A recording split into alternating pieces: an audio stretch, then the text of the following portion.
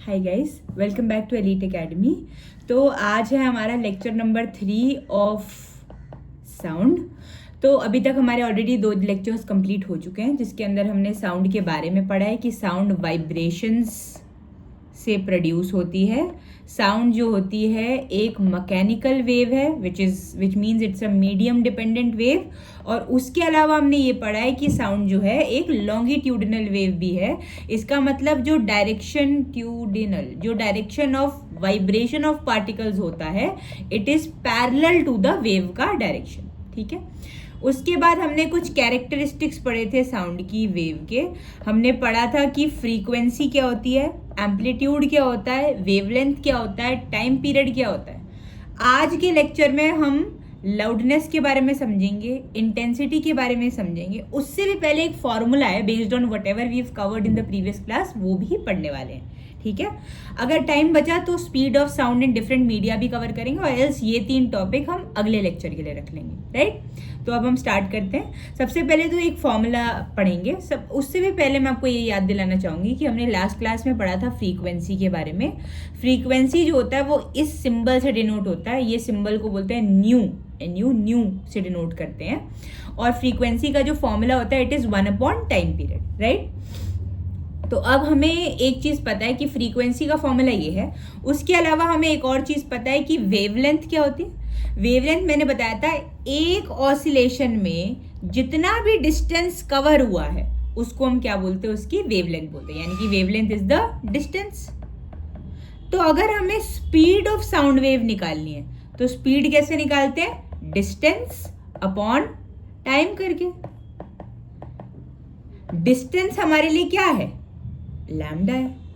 और अगर हम इसको लिखना चाहें इनटू 1/टाइम, तो 1/टाइम किसका फॉर्मूला होता है, फ्रीक्वेंसी का फॉर्मूला होता है।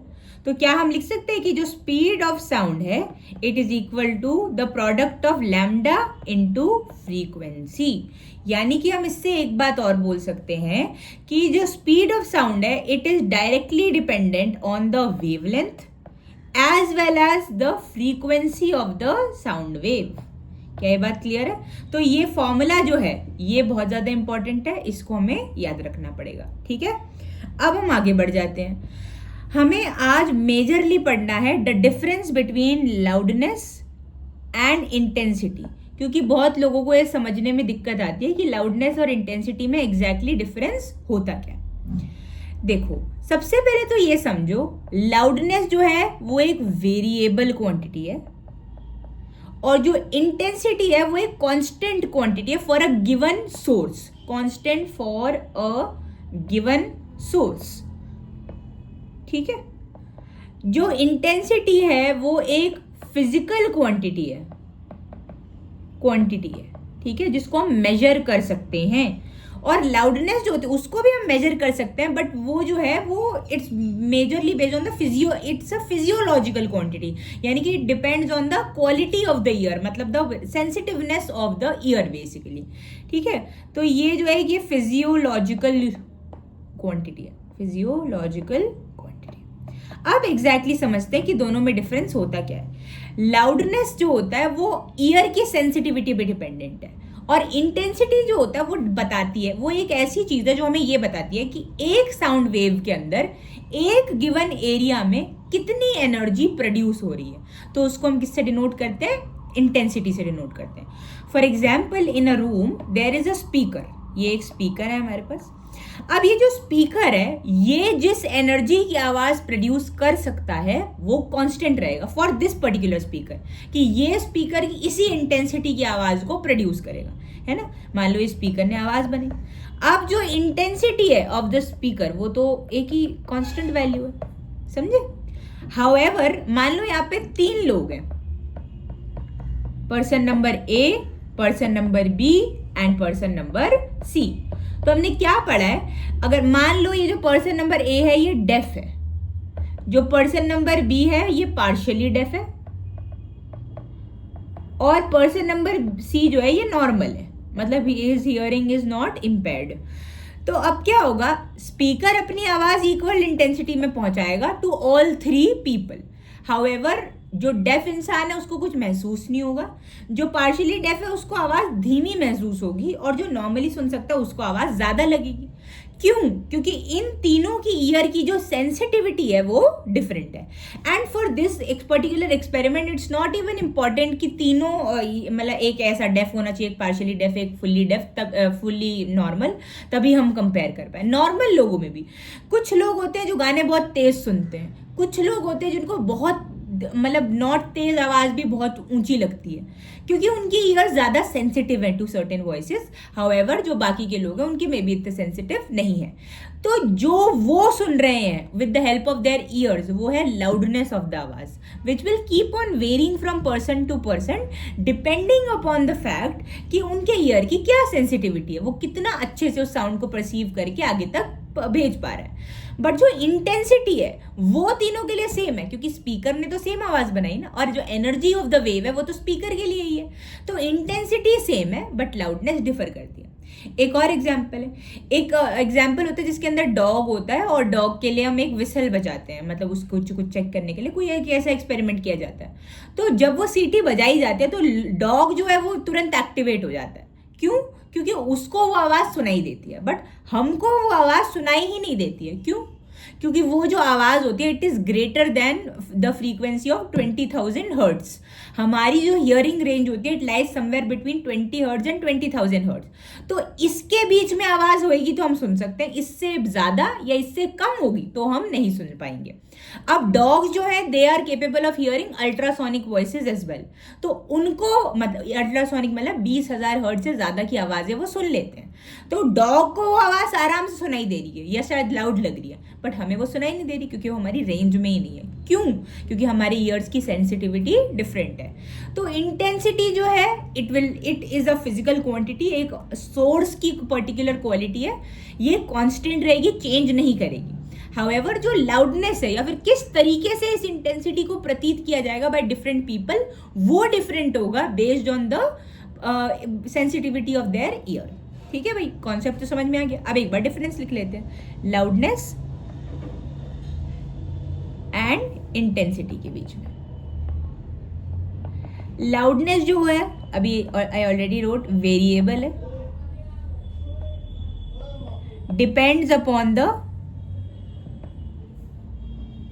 Sensitivity of the year, sensitivity of the year. Unit क्या होती है लाउडनेस को मेजर करने के लिए? डेसिबल्स, डेसिबल्स इसमें मेजर किया जाता है, जैसे डीबी भी लिखते हैं। ठीक है भाई, लाउडनेस वेरिएबल क्वांटिटी है, डिपेंड करती है सेंसिटिविटी ऑफ द ईयर पे, यूनिट इसकी डेसिबल्स होती है, और ये एक फिजियोलॉजिकल क्वांटिटी है, मतलब बॉडी की के ऊपर डिपेंड करते हैं कि बॉडी आपकी मतलब क्या sensitivity of a particular organ to the voice. Intensity की अगर हम बात कर लें तो इंटेंसिटी कांस्टेंट रहता है। I already told you in the beginning कि intensity is basically the energy carried per unit area by a sound wave. तो एनर्जी कैरीड पर एनर्जी यानी बेसिक द पावर कैरीड। तो पावर क्या होता है? Power की यूनिट होती है वॉट। ओके, ये यूनिट वाला पॉइंट नीचे लिखना है हमको। हाँ, तो पावर की यूनिट क्या होती है? वॉट। और एरिया की unit power per meter square, तो एरिया की यूनिट क्या होती है? Meter square. तो यूनिट ऑफ इंटेंसिटी क्या हो जाएगी? वॉट मीटर, ये हो जाएगी इसकी यूनिट। उसके अलावा लाउडनेस सेंसिटिविटी पे डिपेंडेंट था। इंटेंसिटी इज द क्वालिटी या फिर कैरेक्टरिस्टिक क्वालिटी, रादर कैरेक्टरिस्टिक, एक second, characteristic quality of a particular source. ये एक फिजिकल क्वांटिटी है। और एक बार अब इन दोनों चीज़ों को डिफाइन भी कर लेते हैं अलग पेन यूज करके। तो let's take a red pen. Loudness क्या है? It is the response of our ear to a certain sound. However, intensity is the energy or power carried by a wave per unit area. क्या ये बात clear है? अब आगे बढ़ जाते हैं. अब हमें पढ़ना था dependency of sound on medium. अब हम पढ़ेंगे dependency of sound on medium. तो देखो ध्यान से समझेंगे. जो साउंड होता है वो मीडियम डिपेंडेंट वेव है, राइट. पार्टिकल्स का वाइब्रेशन होता है मीडियम के अंदर, तब जाकर के साउंड क्या करती है, प्रोपगेट कर पाती है. समझ रहे हो मेरी बात? तो अब अगर मीडियम चेंज करेंगे तो साउंड की भी जो स्पीड है वो वेरी करेगी. Dependency of speed of sound. Let's make it very specific. Speed of sound on medium. तो मान लो ये एक पर्टिकुलर मीडियम और इसके पार्टिकल्स इतनी दूरी पर हैं, ठीक है. एक दूसरा मीडियम है जिसके पार्टिकल्स थोड़े पास हैं, ऐसे हैं, है ना. और एक और मीडियम है जिसके पार्टिकल्स क्या बहुत ही दूर है. तो इससे क्या होगा, मीडियम नंबर 1 जो है बेसिकली करते क्या है, साउंड वेव की प्रोपगेशन में पार्टिकल्स वाइब्रेट करते हैं. वाइब्रेट करके आगे मूव करेगा और अपनी एनर्जी इसको ट्रांसफर करेगा. फिर ये आगे जाएगा, अपनी एनर्जी इसको ट्रांसफर करेगा. अब पार्टिकल्स जितने ज्यादा पास होंगे वाइब्रेशन उतनी जल्दी ट्रांसफर हो जाएंगे. क्यों? क्योंकि उनकी प्रॉक्सिमिटी क्लोज है. तो पार्टिकल ने मूव किया, अगला वाला पार्टिकल भी वाइब्रेट करने लग जाएगा. समझ रहे हो? हाउएवर अगर किसी पर्टिकुलर मीडियम के अंदर जो पार्टिकल्स है वो लूजली स्पेस है या फिर बहुत दूर दूर लोकेटेड है, तो इन दैट केस क्या करना पड़ेगा, इस पार्टिकल को थोड़ा दूर तक पहले मूव करके जाना पड़ेगा to transfer this particular vibration. तो यहाँ पे स्पीड ऑफ साउंड क्या हो जाएगी, स्लोअर हो जाएगी. समझ रहे हो मेरी बात? यहाँ पे इस वाले में ये पार्टिकल वाइब्रेट करेगा, दूसरा वाला जस्ट इसके बगल में वो भी करने लगेगा, तीसरा वाला उसके बगल में वो भी करने लगेगा. तो ऐसे so on and so fourth ये क्या होता रहेगा, वाइब्रेशन आगे आगे ट्रांसफर होने लगेंगे. तो ये मीडियम नंबर 2 है, ये मीडियम नंबर 3 है. तो जिस मीडियम में पार्टिकल्स बहुत दूर है वहां पे साउंड को ज्यादा टाइम लगेगा ट्रैवल करने में, क्योंकि एक पार्टिकल को अपनी जगह से दूसरी जगह जाना पड़ेगा in order to transfer the vibration. However अगर वो बहुत क्लोजली लोकेटेड है तो इसको ज्यादा ट्रैवल नहीं करना पड़ेगा, तो जल्दी जल्दी साउंड ट्रैवल हो जाएगा. तो अगर हम स्पीड ऑफ साउंड का एक सीरीज बनाए तो कौन सबसे आगे होगा, सबसे ज्यादा साउंड की स्पीड किसमें होगी, मीडियम नंबर 2 में. उससे ज्यादा उसके बाद किसकी होगी, मीडियम नंबर 1 में. और सबसे कम स्पीड ऑफ साउंड क्या होगी, मीडियम नंबर 3 में.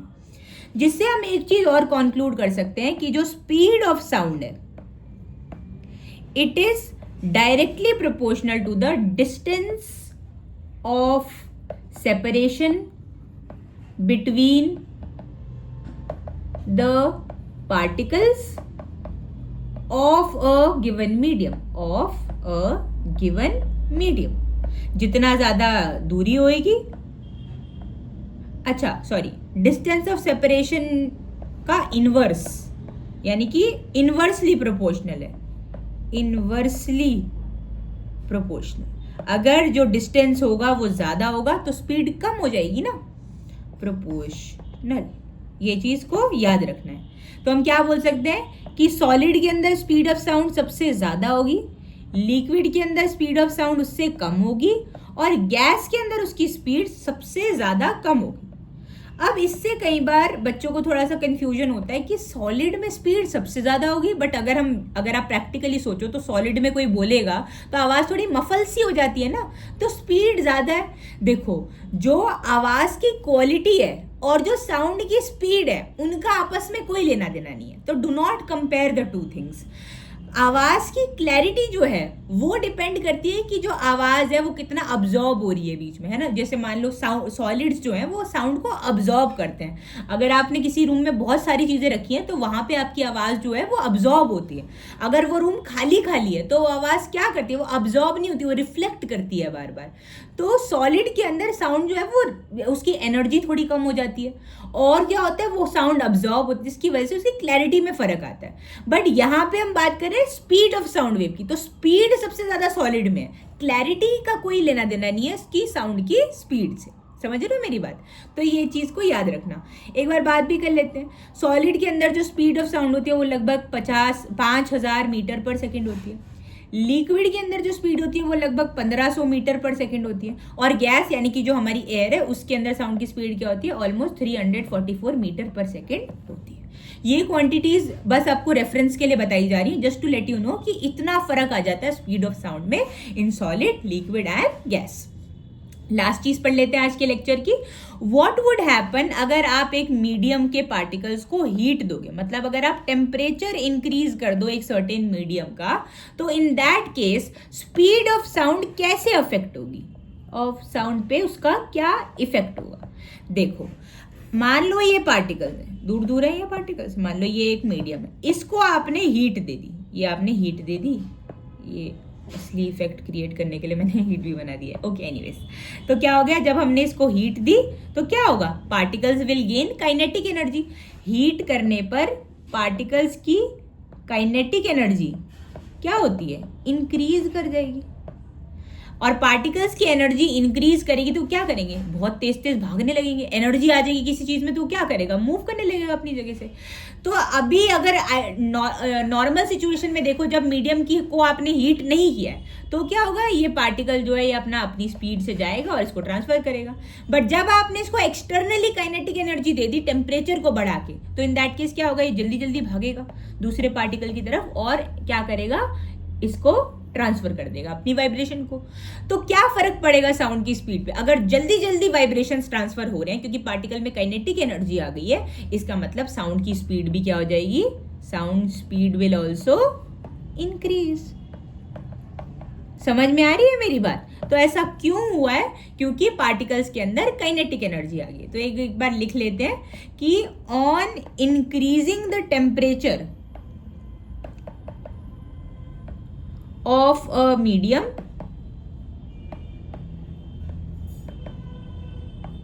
the particles gain kinetic energy, as a result of which vibrations are transferred rapidly, leading to an increase in speed of sound। ठीक है भाई, तो आज के लिए इतना ही है। Please make sure you revise all of this, it's very important. और अगली क्लास में हम एको के बारे में, रिवर्बरेशन के बारे में और साउंड की रिफ्लेक्शन के बारे में इन जनरल पढ़ने वाले हैं। Till then bye bye.